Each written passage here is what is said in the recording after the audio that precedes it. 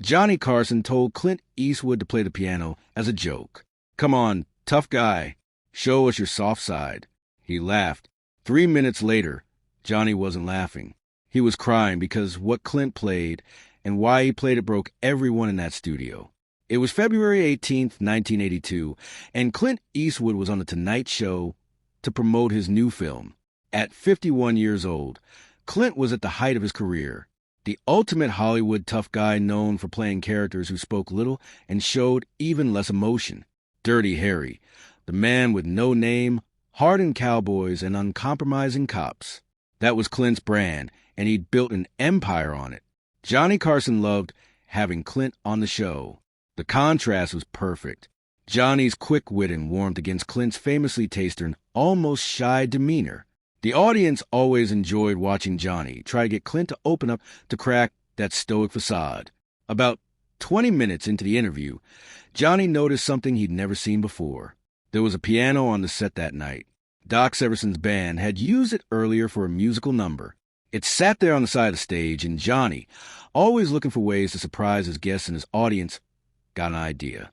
"Clint," Johnny said with that mischievous glint in his eye that audiences knew meant something entertaining was about to happen. "I heard a rumor about you." Clint raised an eyebrow. "What kind of rumor?"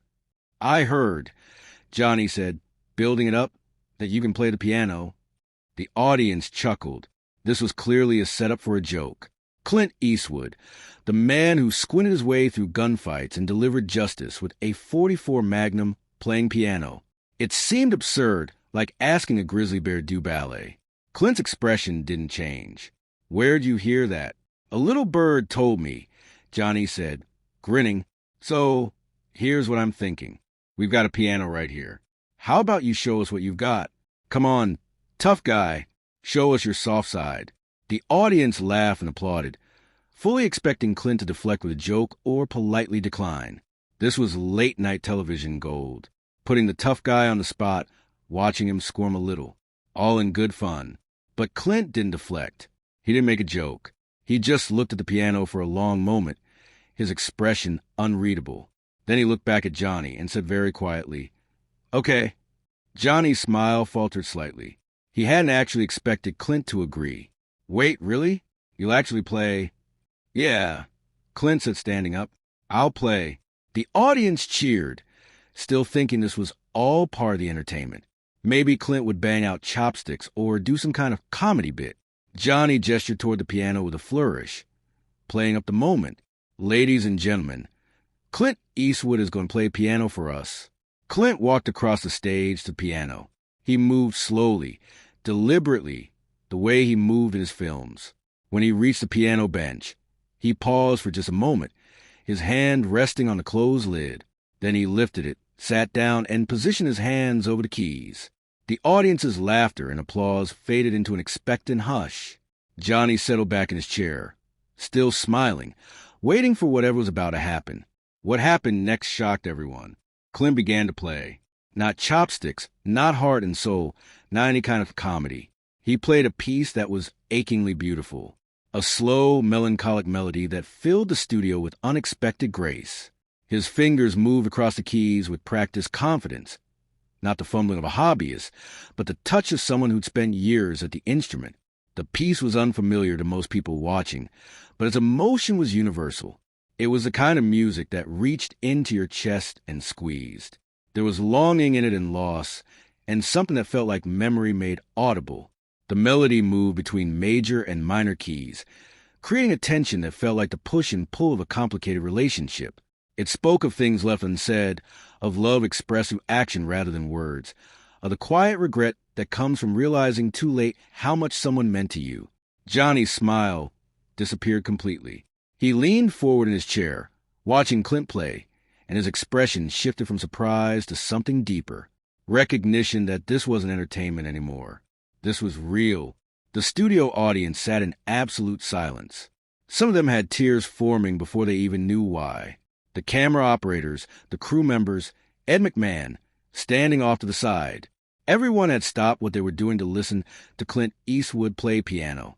Clint played for about 3 minutes, though time seemed to stretch and compress around the music. His eyes were closed for most of it. his face showing more emotion than audiences had seen in 20 years of movies. When he played the final notes and let them fade into silence, nobody moved. Nobody applauded.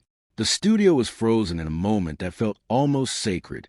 Clint sat at the piano for a few seconds after finishing, his hands still resting on the keys. Then he stood up and walked back to the guest chair.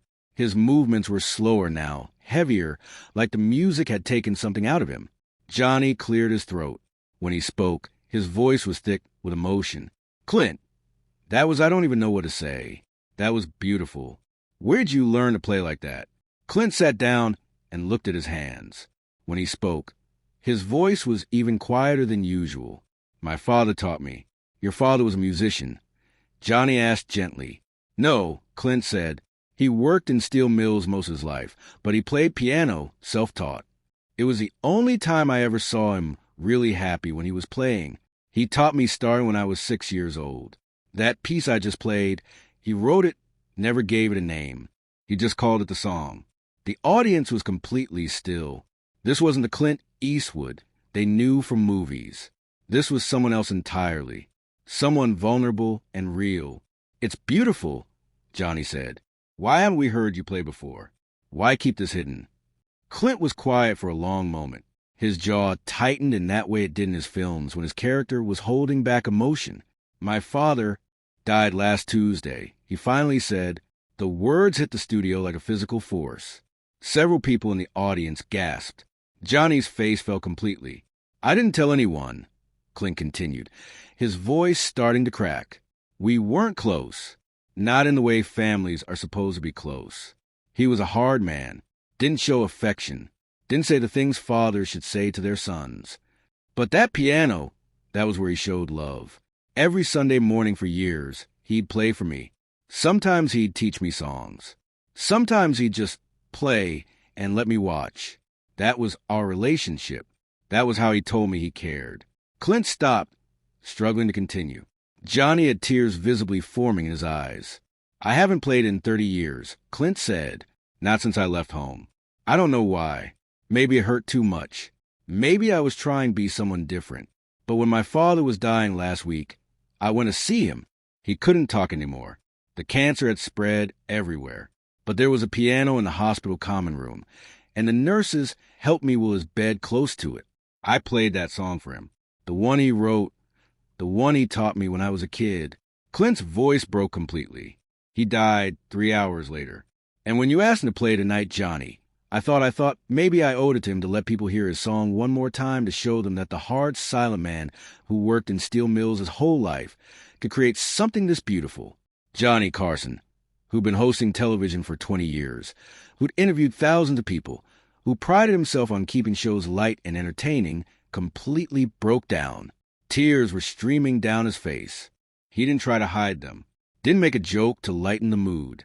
He just sat there openly crying, as were half the people in the studio. When Johnny could finally speak, his voice was shaking. "Thank you for sharing that with us. Thank you for sharing him with us. Your father's song. It's one of the most beautiful things I've ever heard." Clint nodded, wiping his own eyes now.